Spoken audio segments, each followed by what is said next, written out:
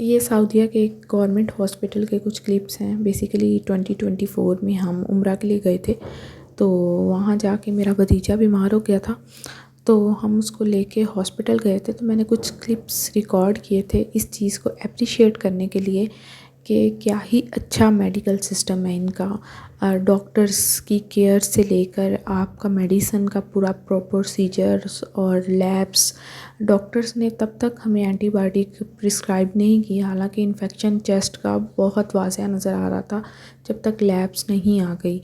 और डॉक्टर्स की केयर और डॉक्टर्स का एटीट्यूड इतना पॉजिटिव था कि आप यकीन नहीं कर सकते। डॉक्टर्स, सीनियर डॉक्टर विज़िट के लिए आता था, वो नॉक करके दरवाज़े के बाहर खड़ा रहता था 5 मिनट 10 मिनट, जब तक आप उसे कहते नहीं थे कि सर आप आ जाएं।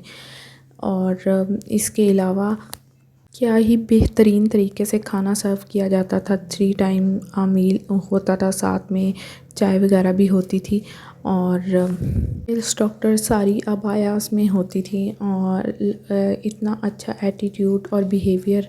बेसिकली मैं खुद मेडिकल से हूँ, तो मुझे पता है कि जब डॉक्टर थोड़ा सीनियर हो जाता है ना पाकिस्तान में, तो उसका एटीट्यूड वैसे ही अजीब ही चेंज हो जाता है, वो अपने आप को कोई चीज़ समझने लगता है। एक दफ़ा मैं एक बात शेयर करती हूँ। हमने सीटी स्कैन उन्होंने किया, हमने रिपोर्ट नहीं देखी थी, तो डॉक्टर चला गया, अपने घर को जा रहा था। हमने कहा हमने सीटी स्कैन की रिपोर्ट देखनी है। वो डॉक्टर वापस आया है, हाफ़ रास्ते पहुँच गया था, वापस आ गया। उसने हमें रिपोर्ट दिखाई है, उसकी पिक्चर दिखाई है और वो फिर वापस गया है।